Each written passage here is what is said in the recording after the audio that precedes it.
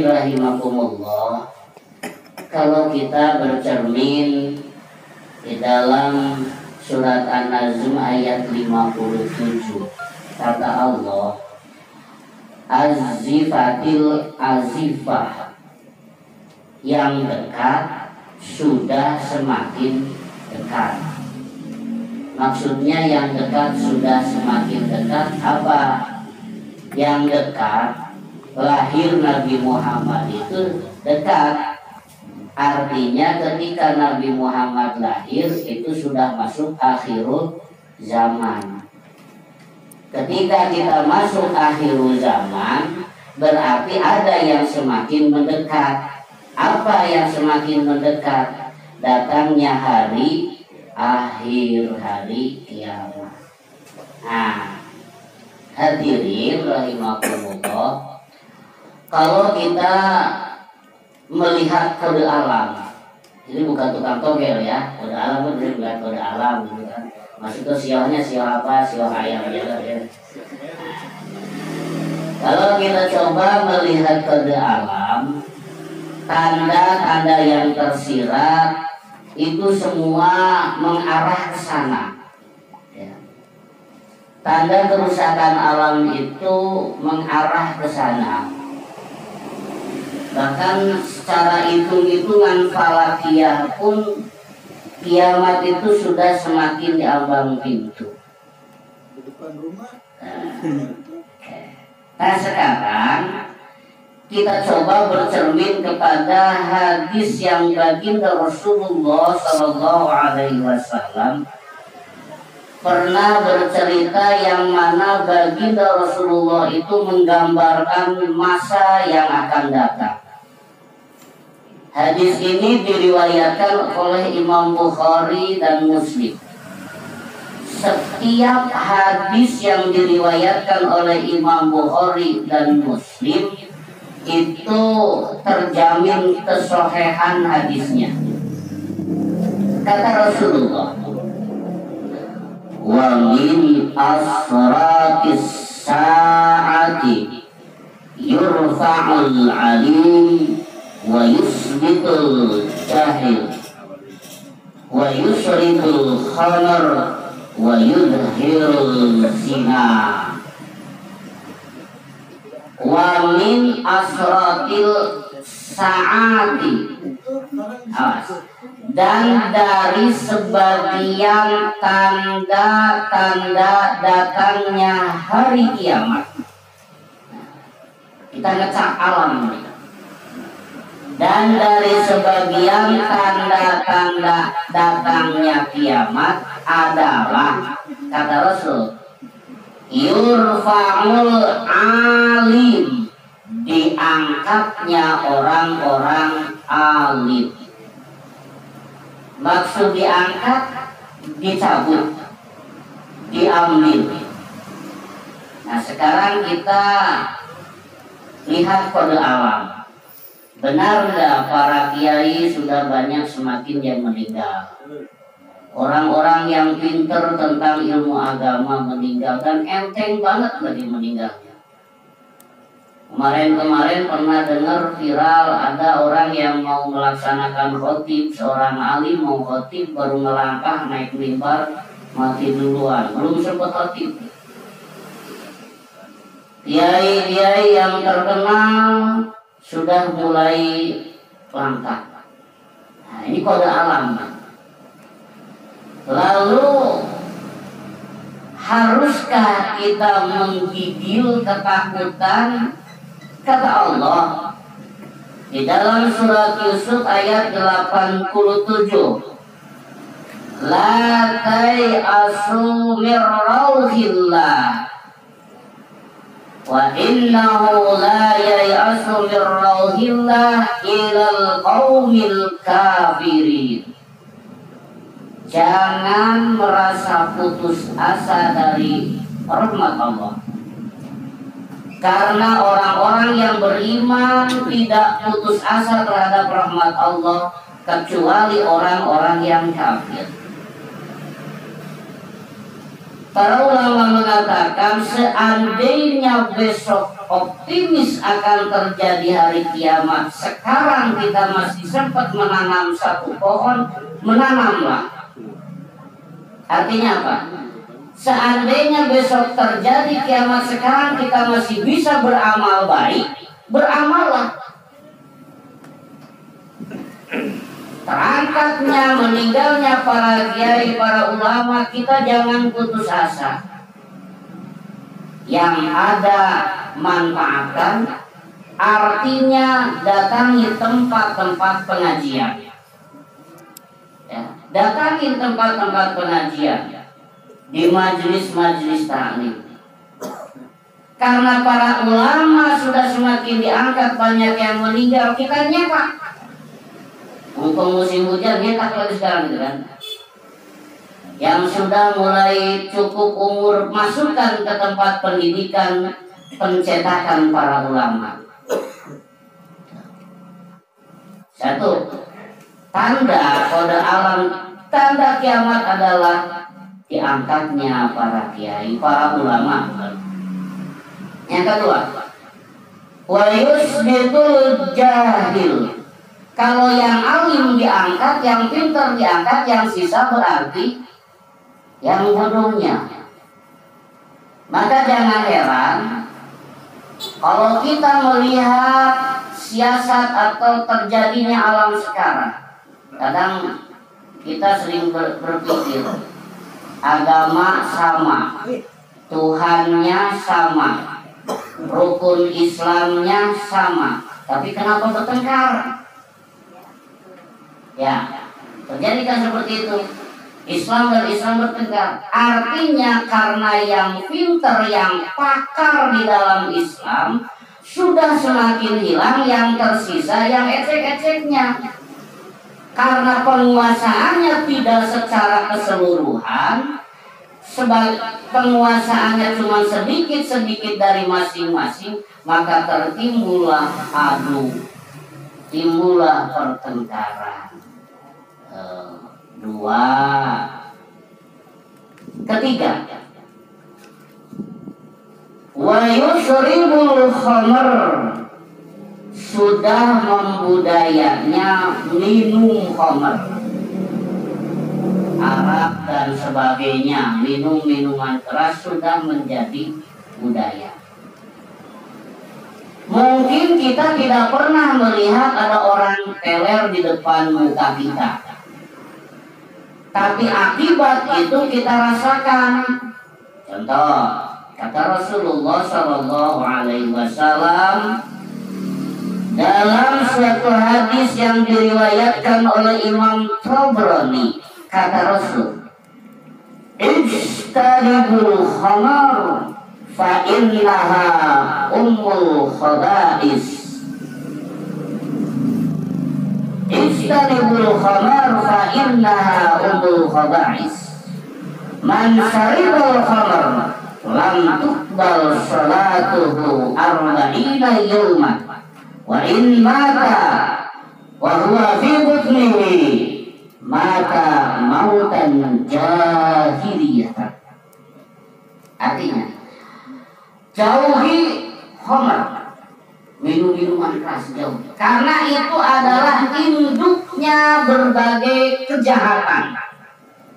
Terjadi tindakan kriminal, penjamretan, pertengkaran anak-anak muda, kenakalan anak-anak muda bisa ditimbulkan dari situ. Sedangkan pemaparan baginda Rasulullah SAW sangat sesuai sekali. Kata Nabi dalam sebuah hadis yang diriwayatkan oleh Imam Tirmidzi, "Saribul khamr ka'ibadatil lata wal uzza." Peminum arak itu seperti orang yang ibadah kepada berhala. Seperti orang yang ibadah pada berhala. Contoh, Orang ibadah pada berhala, susah, larinya ke berhala lagi. Senang, larinya kemana? Ke berhala lagi. Susah, dia minta kepada Tuhannya dia, ke berhala. Begitu senang, dia syukuran kepada Tuhannya berhala. Anak-anak sekarang kalau sudah terciduk dengan minum-minuman khamr, manakala dia mengalami problem permasalahan yang akan dia larian, tempat pelariannya kemana? Ke khamr. Begitu dia pesta dan senang-senang, maka pelariannya kemana? Ke khamr lagi. Nah, dampak dari situ adalah terjadinya kekacauan. Ini sudah jelas. Tanda yang ketiga. Tanda yang keempat, yang terakhir.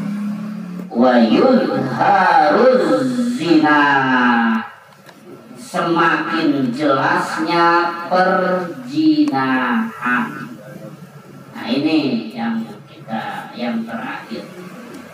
Kenapa ini ditempatkan di terakhir?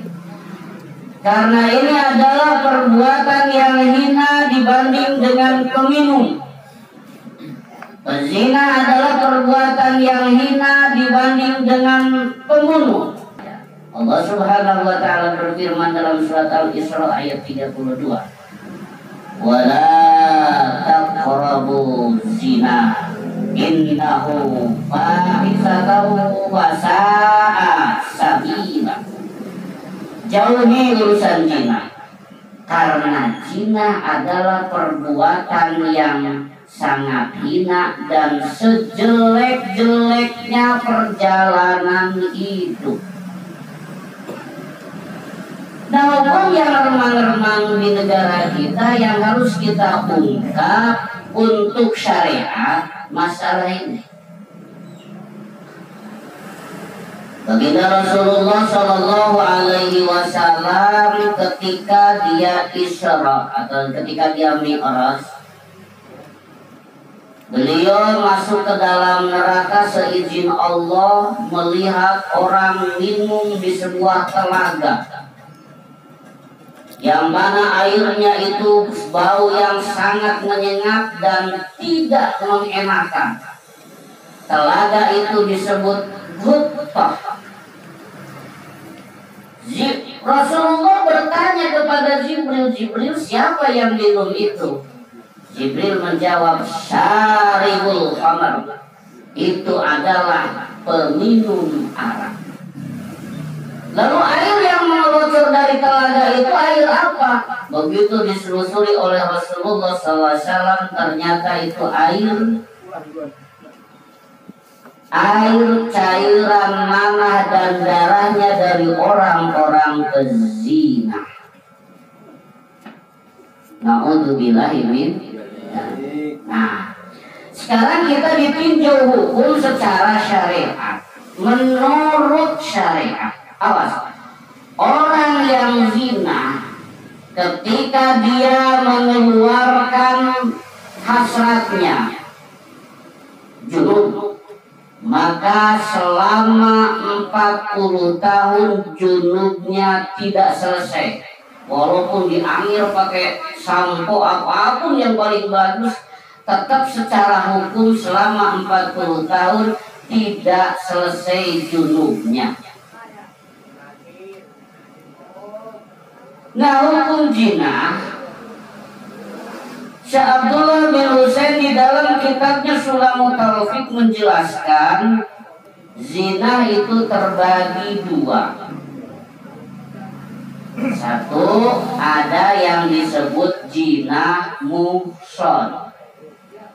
Dua, ada yang disebut zina ghair muhsan. Apa yang disebut zina muhsan? Orang yang sudah mempunyai pasangan bersetubuh dengan yang lain yang bukan pasangannya, itu namanya zina. Zina muhsan. Apa sih definisi dari zina itu? Definisinya watul haram, wati atau setubuh yang diharamkan, itu zina. seorang yang lelaki yang beristri lalu dia bersetubuh dengan bukan istrinya, maka zinanya adalah disebut zina muhson namanya. Hukuman zina muhson adalah hukuman ranjam kalau dilihat secara agama. Dalam Islam, orang yang berzina seperti itu harus dikubur sampai dada di pinggir jalan. Dalam hukum Islam. Nah, orang yang lewat masuknya amal ma'ruf nahi munkar melempar orang tersebut pakai batu sampai dia meninggal.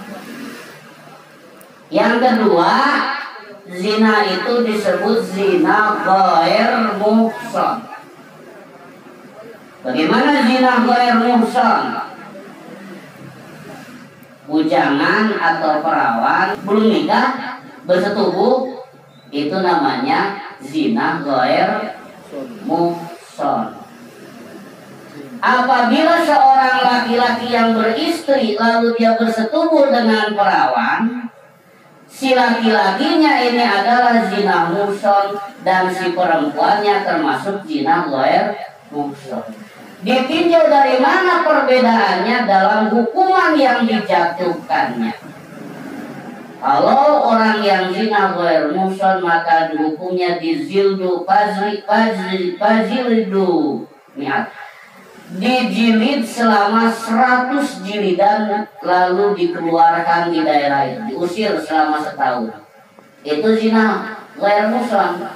Jadi zina ghair muhsan mah dicambuk 100 cambukan, diusir dari daerah itu selama 1 tahun. Kalau zina muhsan dikubur, dilempar sampai semeninggalnya. Itulah pemaparan di dalam hukum syariat. Nah, fikih kontemporer karena berdasarkan zaman yang selalu saling berganti. Karena baginda Rasulullah Shallallahu Alaihi Wasallam bersabda dalam sebuah hadis yang dipaparkan oleh Sayyidina Ali bin Abu Thalib karramallahu wajhah. Beliau bersabda, "Arjibu auladakum fa innaha makhlufun bil ghairi zamanikum." Didik anak-anak kalian, karena anak-anak kalian akan beda dari zaman kalian. Dulu zaman Rasulullah nggak ada HP, nggak ada. Zaman sekarang ada. Makanya itu kata Rasulullah, didik anak-anak kalian. Ingat, karena anak kalian akan beda dengan zaman kalian. Maka para ulama berijtihad dalam fikih qiyas, fikih temporer. Bagian yang ketiga, zina itu disebut zina al-alaman. Apa zina al-alaman? Zina yang menggunakan indera. Jadi bukan kemaluan yang bersentuhnya, tapi indera kita. Tangan, pikiran, mata, dibantu dengan media sosial. Itu termasuk hukumnya